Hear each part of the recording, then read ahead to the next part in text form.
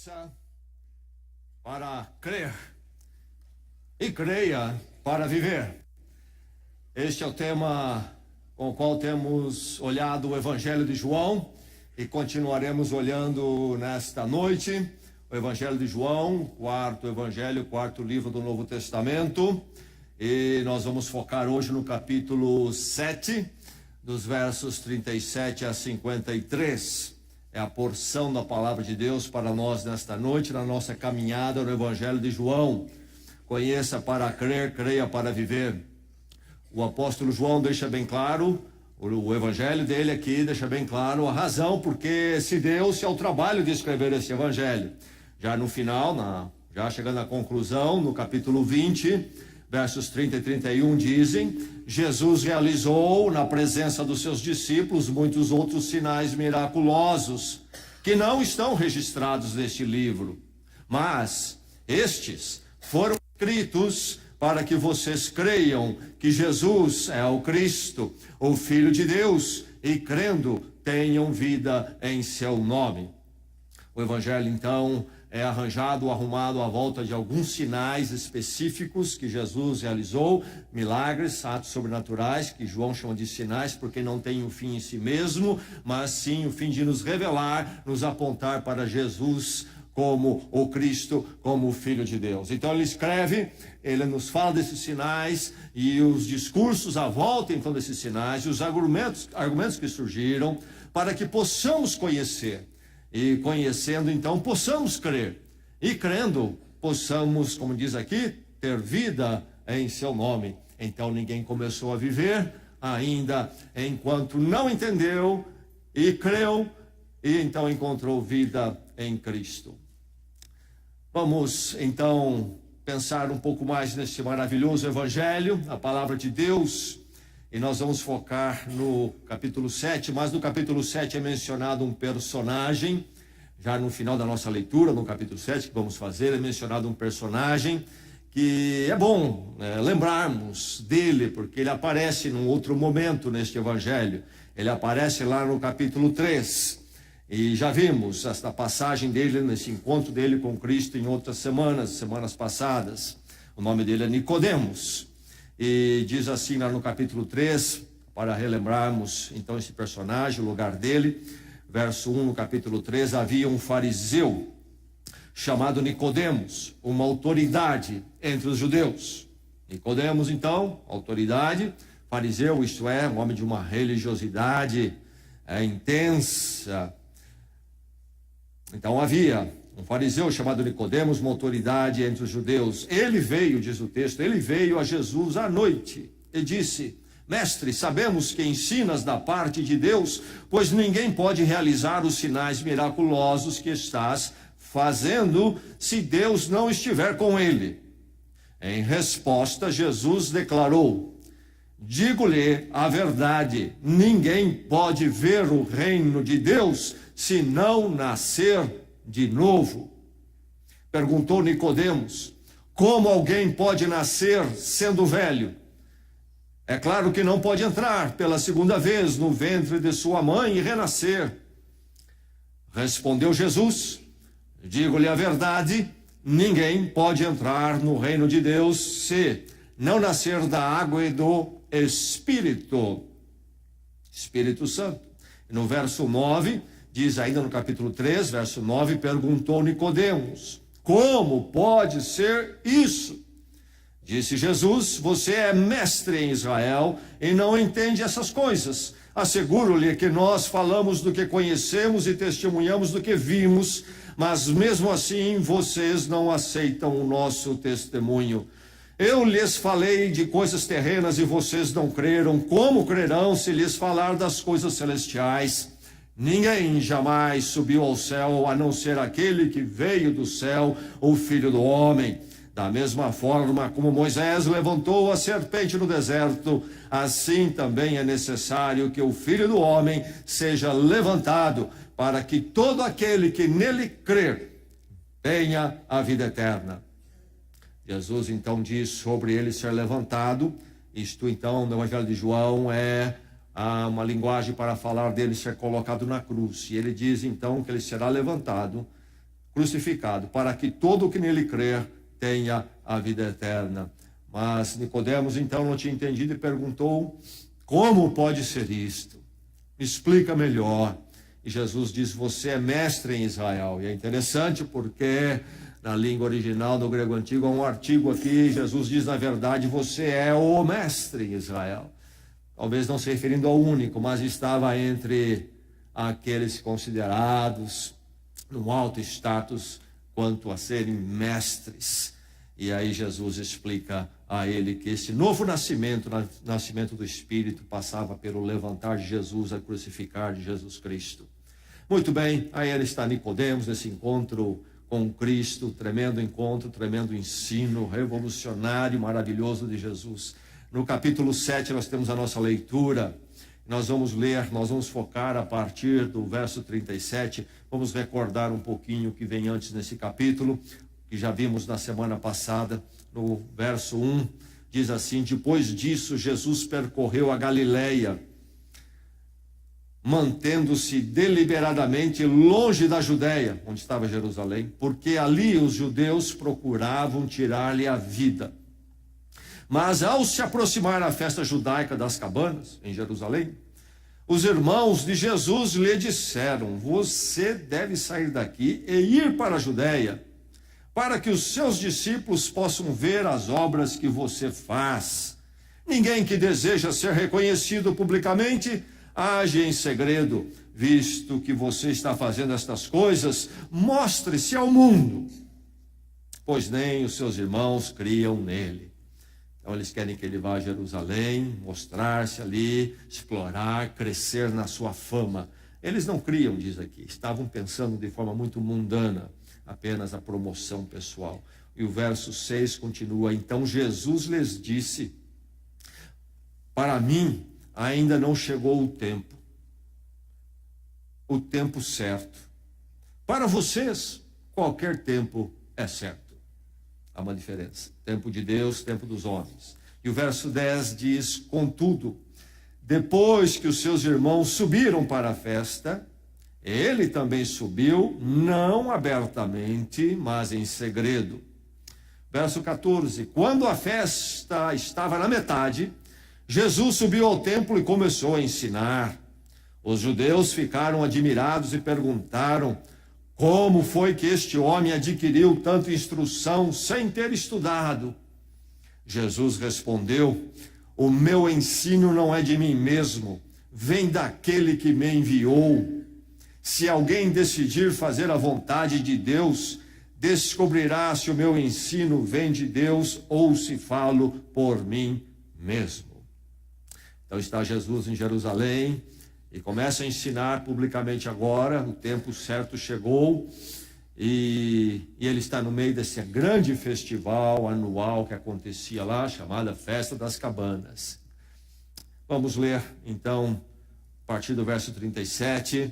Jesus em Jerusalém, no meio da festa das cabanas, com todo o povo vindo de todas as partes para celebrar. Palavra de Deus para o coração de cada um aqui nesta noite, encontrando neste momento que Deus preparou, que cada coração esteja realmente aberto à palavra neste momento.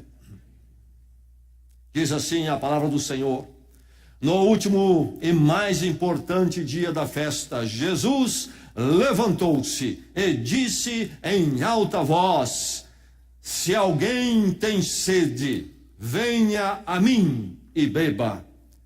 Quem crer em mim, como diz a Escritura, do seu interior fluirão rios de água viva. Ele estava se referindo ao Espírito, que mais tarde receberiam os que nele crescem. Até então o Espírito ainda não tinha sido dado, pois Jesus ainda não fora glorificado.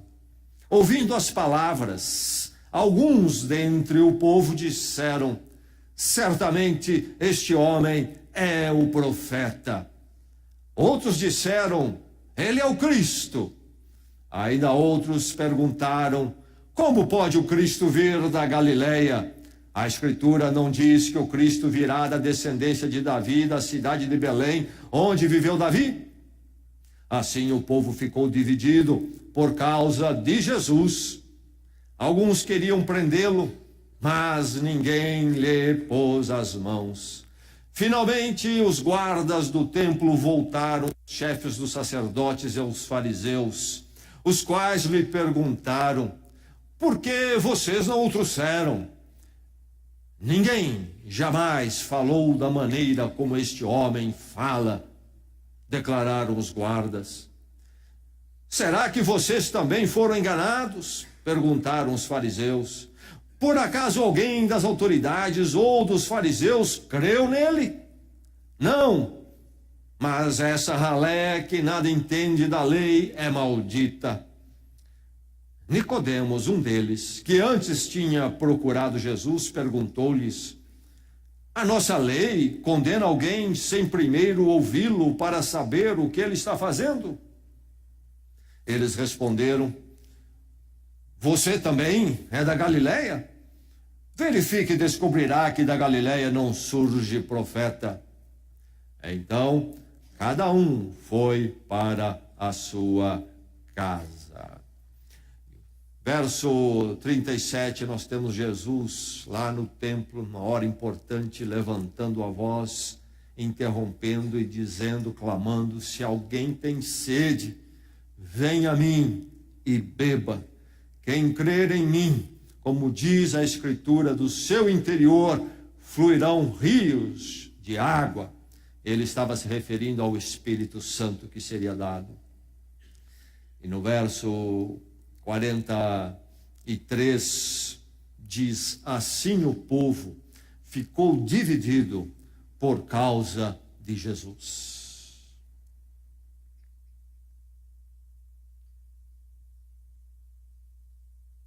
As pessoas podem viver por um tempo razoável sem alimento, se absterem de alimento. Por exemplo, o líder do passado da independência da Índia, Gandhi, jejuava 21 dias sem comer, 21 dias sem alimento sólido.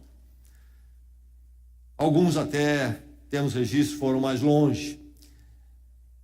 Mas vai um pouco mais, mas não para sempre. E água? E água? É-nos dito que, em média, o máximo seria 7 dias para um ser humano sobreviver sem um gole d'água. 7 dias. A maior parte do nosso corpo, sabemos, é constituída de água. E a água é fundamental, é urgente para o nosso viver. E sabemos que só há vida se há água, e por isso que há sempre essa especulação nas buscas interplanetárias para ver se há água, porque há esperança de que se houver alguma água pode-se encontrar vida em outro planeta. Isso então tem movido aí uma série de projetos. Água como basilar para a existência da vida, basilar para a existência humana. Sem água nós não vivemos, não vamos muito longe. E aqui Jesus diz: venha a mim e beba. Certamente uma afirmativa e um convite fundamental, porque sabemos do valor da água. Mas quando ele fala venha a mim e beba, ele não está falando da água física H2O. Ele está se referindo a outra água, mas então igualmente fundamental, porque ele chama de água. Ele chama de água, e chamando de água, ele está falando de uma outra água, de uma outra necessidade fundamental, sem a qual nem eu e você realmente vivemos. Mas Jesus coloca isto na forma de um convite no meio daquela festa, revelando-se ao mundo ali, a partir dali, revelando-se àqueles que estavam ali, revelando-se para a história da humanidade e até nos dias de hoje. Venha a mim e beba. Venha a mim e beba. Que convite maravilhoso. Ah, sim, uma possibilidade de eu e você encontrarmos esta água, esta outra água, sem a qual, como a água física, não podemos viver. Jesus tem e Ele quer dar e Ele nos convida. Venha a mim e beba. Então, um convite de Jesus Cristo a cada um aqui nesta noite. Um convite a você. Cristo lhe convida a vir e beber. Jesus Cristo lhe convida a vir e beber, mas ele diz primeiro: se alguém tem sede.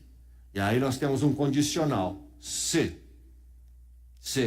Cristo lhe convida a vir e beber, se você tiver sede. Se você tiver sede. Você tem sede?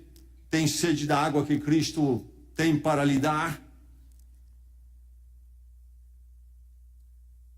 Alguns diriam, não preciso de Cristo. Talvez até eu o admire, mas não preciso dele. E tantos continuam a vida como sempre foi, e não bebem da água que Cristo tem para dar. E talvez alguém aqui nesta noite, tristemente, há de ter a mesma atitude e sair daqui sem beber a água de Cristo. Mas a minha oração é que, pela graça de Deus, ninguém sai daqui sem beber esta água. Mas ninguém vai beber se não tiver sede. Beber água sem ter sede é uma disciplina que precisamos desenvolver.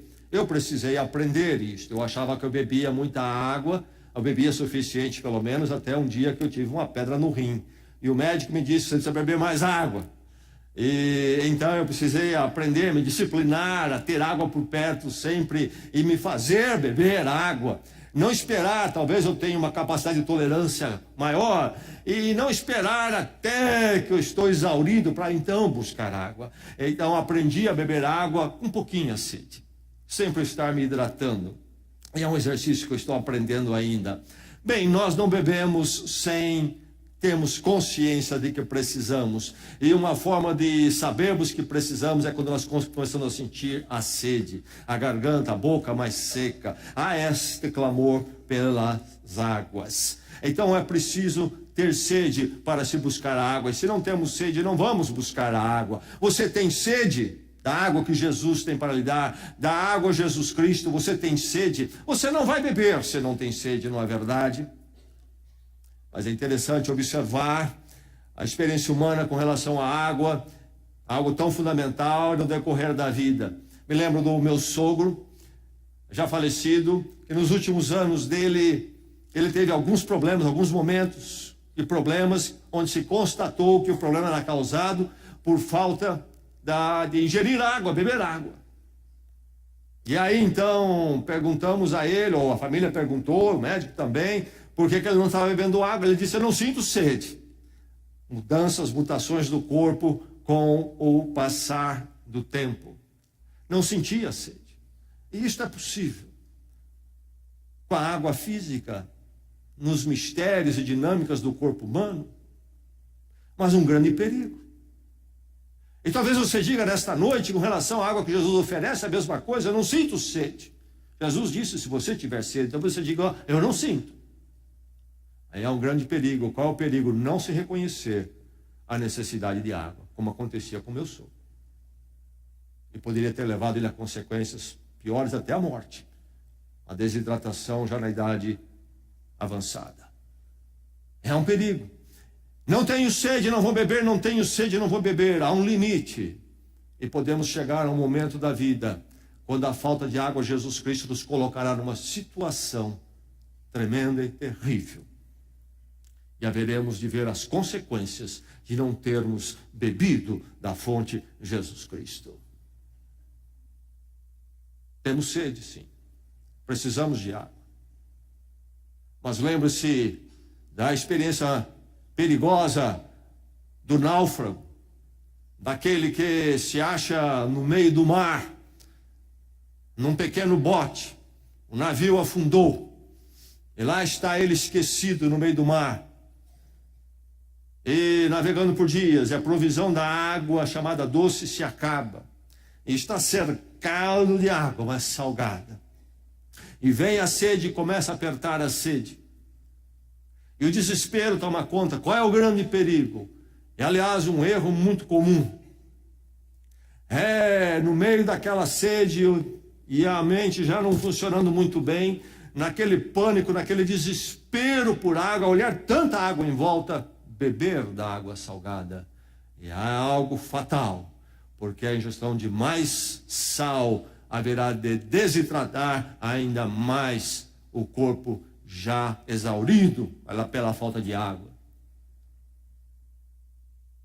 Nós temos sede. Mas será que nós não estamos bebendo a água errada? E aí é que está o problema realmente.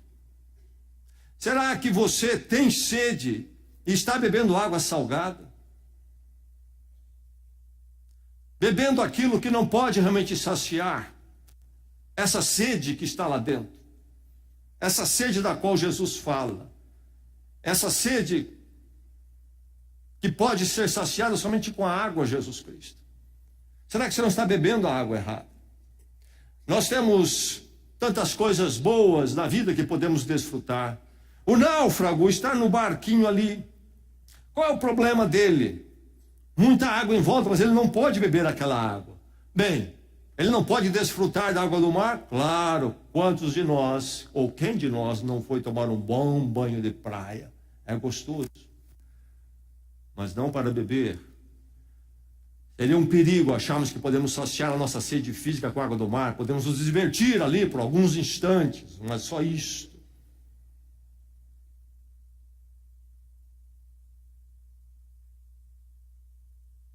Um entretenimento e um passeio pode nos divertir um pouco. Mas será que não estamos querendo matar a sede lá dentro com isto? E nós bebemos a água errada que apenas agrava mais a nossa sede e nós vamos buscar mais e mais entretenimento? Será que alguém não está querendo matar a sua sede com o consumismo?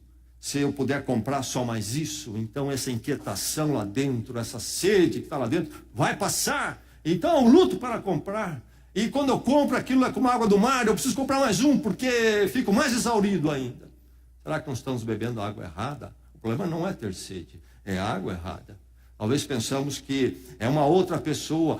Se eu arrumar um namorado, uma namorada, se eu casar, ou projeto, se eu tiver filhos. Então sempre nessa ansiedade que algo lá é a água que vai matar a nossa sede. Quando a sede só pode ser saciada pela pessoa de Jesus Cristo, perdão, vida eterna.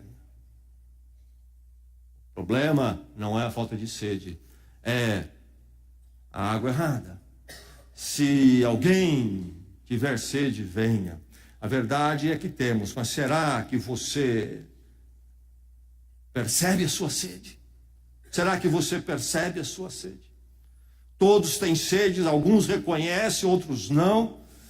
E se não bebem da água viva, Jesus Cristo, da água certa, beberão equivocadamente da água errada. Essa é a grande verdade. E como eu disse, repito, mais cedo ou mais tarde, a vida haverá de mostrar que você não está hidratado e o dia difícil haverá de chegar. Cristo lhe convida a beber. Venha, venha e beba. Cristo lhe convida a beber da água prometida que se cumpriu. Lá está Jesus em Jerusalém na festa das cabanas. Haviam 3 festas pelo menos que se realizavam em Jerusalém, festivais nacionais para o povo de Deus na época, todas que falavam da obra de Deus na vida deles, 3 celebrações. Os homens judeus eram requeridos, pelo menos que viviam alguns quilômetros, dezenas de quilômetros mais próximos de Jerusalém, eram requeridos participarem dessa festa, pelo menos os homens, mas mulheres iam também, crianças. E uma delas era a festa das cabanas, ou dos tabernáculos, ou das tendas, o mesmo nomes diferentes para a mesma festa. Páscoa, festa das cabanas, e Pentecostes, a terceira festa. E aqui está a festa das cabanas. Jesus estava na Judéia. Jesus estava na Galileia, no norte. Ele tinha estado na Judéia, em Jerusalém, antes. Queriam matá-lo. Ele vai para a Galileia. E agora, no momento quando ele retorna no meio da festa. Primeiro ele vem de forma obscura, em segredo, até a hora que ele entende ser correto, ele se manifesta no meio da festa das cabanas. A festa que acontecia na metade do mês de outubro, e conforme a ordenança lá da lei, em Levíticos capítulo 23, dada por Moisés. Então, estamos falando aí alguns séculos antes de Jesus, 15, 14 séculos antes de Jesus Cristo. Essa festa acontecia 5 dias após o Yom Kippur, o dia do perdão, que até hoje é celebrado em Israel. E era uma festa que tinha 7 dias e terminava com o 8º, com uma grande convocação de todos ali em Jerusalém, no templo, no pátio do templo, aquele grande pátio no templo. Para que a festa das cabanas? Era uma festa, era um memorial. Memorial do quê? Quando o povo de Israel, séculos antes então, foi libertado do Egito pela orientação de Deus, do império do Egito, do domínio da escravidão, foi libertado ali pela liderança de Moisés e marchou para a terra prometida durante anos no deserto. O povo foi nômade e aquela multidão, alguns falam em 3 milhões de pessoas, habitavam em acampamentos. Eles marchavam um tempo, paravam, armavam aquele enorme acampamento, havia toda uma ordem onde cada um deveria armar a sua tenda, cada coisa devia estar, e ficavam ali um tempo.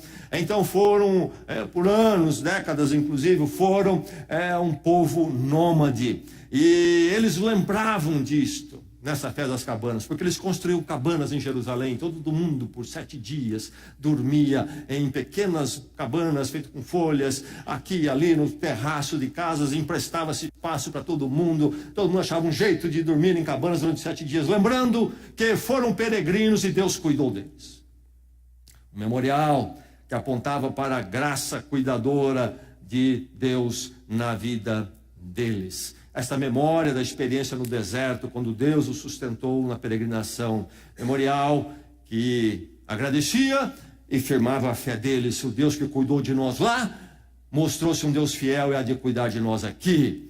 E então também era uma festa de gratidão, particularmente pela colheita, porque eles foram nômades. Agora tinham a sua terra, a terra prometida, onde se fixaram, onde puderam plantar. Então também havia gratidão pela colheita. Deus proveu para nós. Então um tempo muito especial de celebrar a graça de Deus em provisão, em cuidado e esta bênção de andar com Deus.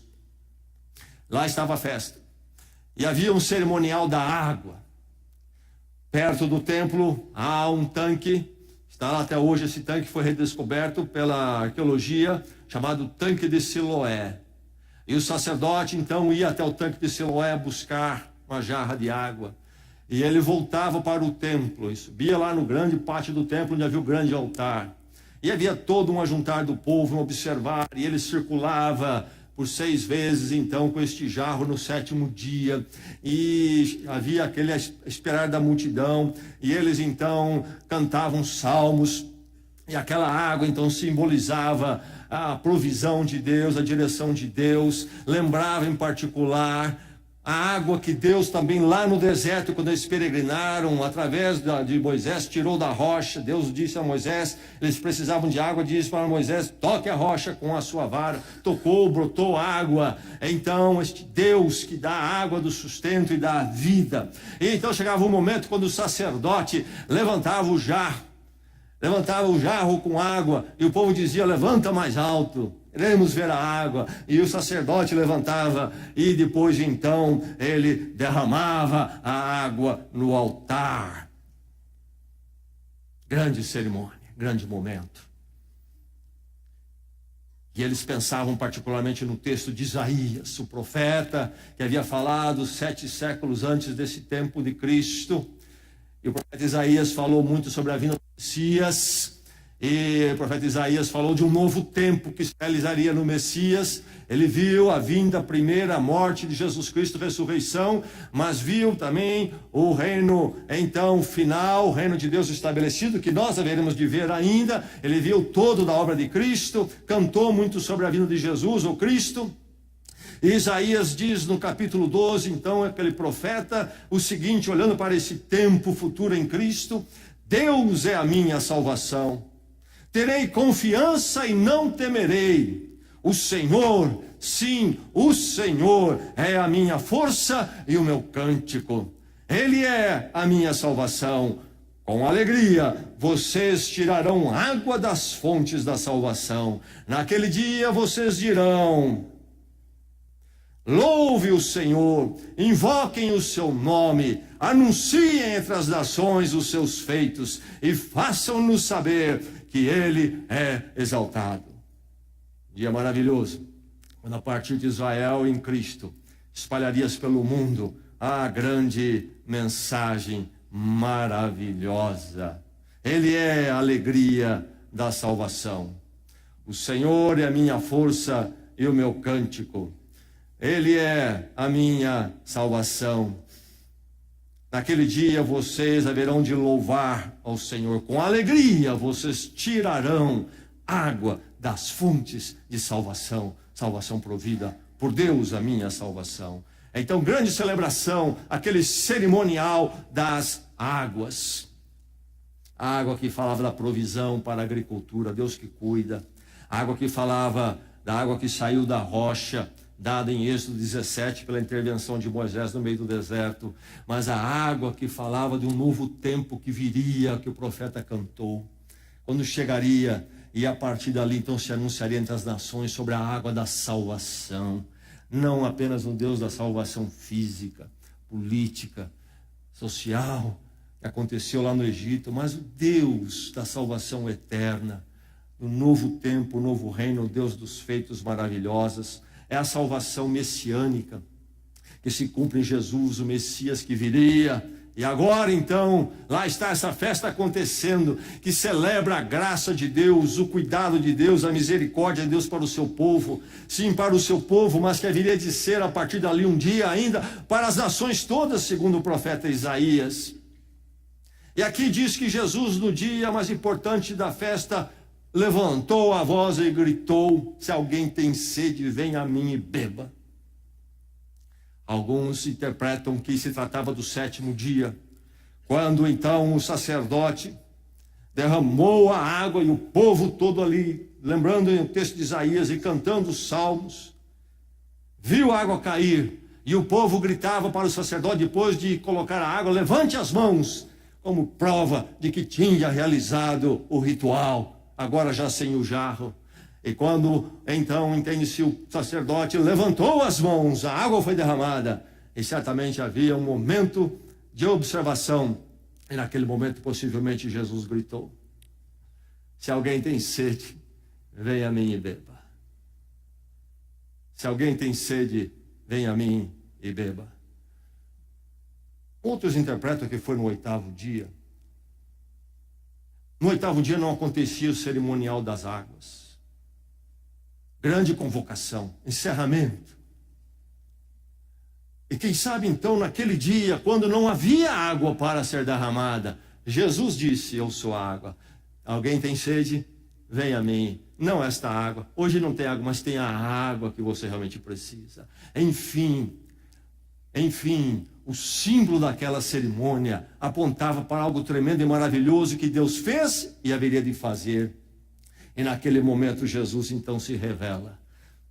Os irmãos dele falaram para ele subir a Jerusalém, crescer na fama, explorar aquele momento e as capacidades que ele tinha, uma visão mundana, humana. Jesus diz para vocês: qualquer tempo é certo, mas não para mim. Há um tempo de Deus e agora chega. E o Senhor se revela publicamente lá em Jerusalém. Ah, aqui está a água, não do poço de Siloé, que precisa ser buscada vez após vez. Não a água que é derramada no altar e some, e o ano que vem tem que se voltar e fazer de novo. Não. Se alguém tiver sede, venha a mim e beba, e do seu interior fluirão rios de água viva. Ah, que água, água maravilhosa. Venha, venha e beba. Venha e beba através do crer. Como é que eu bebo esta água? Como é que eu bebo? Através do crer. Quem crer em mim, do seu interior fluirão rios de água viva. Quem crer em mim, como crer, que condição, que meio? A fé. Aqui estão os líderes religiosos com dificuldade com Jesus, porque eles têm centenas de mandamentos para cumprir, e isto e aquilo. Querem saciar a sede em cima das virtudes humanas, achando que com isso vão então encontrar Deus e a resposta para o anseio mais profundo. E Jesus diz: quem crer, crer, um ato de fé. Mas qual é o conteúdo? Crer em mim. É preciso saber quem é mim aqui. O Filho de Deus, aquele que há de ser levantado na cruz. Você crê nisto? Levantado por você, ele morreu a sua morte, você crê nisto? Você entende a sua distância de Deus, entende a sede que está aí dentro? Sede que não vai ser saciado por um outro ser humano, não vai ser saciado por mais um bem, material, não vai ser saciado por mais um programa, uma festa, um filme, um entretenimento, uma viagem, algo que somente Deus pode saciar, mas que Deus está distante e você sente sede. É uma sede profunda, e a água errada não vai matar essa sede, vai agravar mais ainda. Mas Deus em Cristo, no perdão da cruz, se aproxima de você. Abre a presença dele, o recebe em perdão. Você apenas crê, não é os seus méritos, não são muitos regulamentos, porque você não poderia guardar, ser perfeito diante de regulamentos. Você precisa da misericórdia, da graça de Deus. E aí então ele fala do rio que haverá de fluir os rios de dentro, porque é a dádiva do Espírito Santo. Ele ainda não tinha sido glorificado. No Evangelho de João é muito interessante, porque quando se fala em Cristo ser glorificado, inclui a morte dele na cruz. E nós pensamos, como ser glorificado? Que glória é essa, morrer a morte na cruz? Terrível. E naqueles dias era a morte mais vergonhosa que alguém podia passar, e de maior sofrimento. Mas quando exatamente as forças das trevas malignas pensaram que tinham crescido em glória, porque tinham vencido o Filho de Deus, na verdade, aquele momento de aparente derrota foi um instrumento de Deus para a maior vitória sobre o poder das trevas, porque Cristo morreu a nossa morte e Deus nos dá o perdão através dele. E podemos ser dele para todo sempre. E Cristo da morte vem para a ressurreição, mostrando-se maior do que a morte, maior do que o poder das trevas que o levaram à morte. E através dele é nos dada a presença de Deus, o Espírito Santo. Então haveremos de encontrar esse saciar lá dentro, esta água, de tal forma que se transforma numa fonte poderosa que há de jorrar rios para fora, e aqueles que estão à nossa volta vão receber, através do crer. Venha a mim e beba. Cristo lhe convida para vir, através do crer. Ele convida para vir, para beber, como um divisor diante de você. Jesus entra em Jerusalém na festa, para se revelar publicamente, mas num cenário de julgamento. E nós lemos o final, os últimos versos. Jesus cria uma situação difícil ali. Ele se transforma no divisor, no divisor entre os homens. Diz o verso 43, o povo ficou dividido. E até hoje, Cristo é um divisor. Nesta noite aqui, ele é um divisor. Alguns virão e beberão, é possível que outros não. Mas que pela graça de Deus, diante do divisor Jesus Cristo, aqui nesta noite, todos virem para o lado de Cristo e bebam da água. Porque triste será se alguns de nós partirmos sem bebermos da água Jesus Cristo. As atitudes são impressionantes aqui, chama atenção, as variadas posições. Aqueles que estão impressionados, os guardas, eles dizem: ninguém jamais falou da maneira como este homem falou. Foram prender Jesus, não prenderam. Começaram a ouvir ele falar, não conseguiram prender. E, literalmente, no original, eles disseram: nunca falou desse modo um homem. Uma construção um pouco estranha para nós, mas há uma ênfase aqui. Nunca falou desse modo um homem, um ser humano. Nunca falou desse modo um ser humano. Dentre os homens. E os homens falam. E alguns que falam de forma muito elaborada e marcam a história e chamam a atenção, mas ninguém falou como Jesus, é verdade. Na boca daqueles guardas uma grande verdade foi colocada, mas estavam apenas impressionados. Não vemos eles bebendo de Jesus. Quantos estão impressionados com Jesus, mas não bebem da água? Não querem, entendem que é um preço muito alto, preferem continuar matando a sede com a água errada, nas coisas do mundo. Há também a posição dos líderes religiosos, extremamente religiosos, mas não beberiam da água Jesus Cristo. Nós temos nossa tradição, Ah, nós somos perfeitos nas nossas virtudes. Nós não precisamos dessa água. Aqui Nicodemos tentando fazer uma defesa racional de Jesus Cristo. Ah, nossa lei não diz que precisamos ouvir primeiro, antes de acusar ou condenar. E nós temos o povo dividido, confuso, em meio ao quê? A especulações. É o profeta, é o Cristo. E quantos haverão de protelar o beber da água Jesus Cristo por causa das suas especulações infindas? E continuarão sedentos sem a grande água. Nesta noite o Senhor Jesus diz: se alguém tem sede, venha a mim e beba. Se alguém crer, se alguém olhar para mim, vendo a sua necessidade, culpado, distante de Deus, e crer na minha obra quando eu for levantado na cruz, crer que eu morri pelo pecado dele, e clamar por perdão, haverá de beber de água, conhecer o perdão de Deus, a esperança em Deus, e haverá de entregar sua vida a Deus, e destronar, descentralizar todas as outras águas deste mundo, e não viver para elas. E alguns querem usar Deus do lado para uma água errada, que toma o lugar de Deus no centro da sua vida. É muito fácil fazer essa ginástica errada. Não, em Cristo haverei de dizer: eu preciso de Deus, Ele será a minha água, e em Cristo encontro perdão, aceitação, minha vida do Senhor. Ele é a minha água viva, água eterna, água para todos sempre. Quando todas as águas deste mundo passarem, ainda estarei saciado lá na eternidade.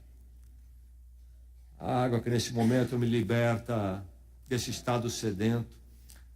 Alguém aqui escravo de um pecado, de um vício, de um mal, alguém que anda nos caminhos longe do Senhor. Nesta noite a água para você, libertadora, transformadora, que há de saciar o seu coração como nada, nenhum pensamento errado, caminho errado pode saciar.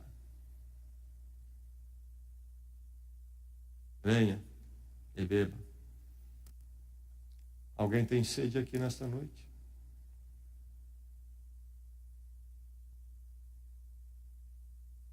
Vamos à presença de Deus em oração.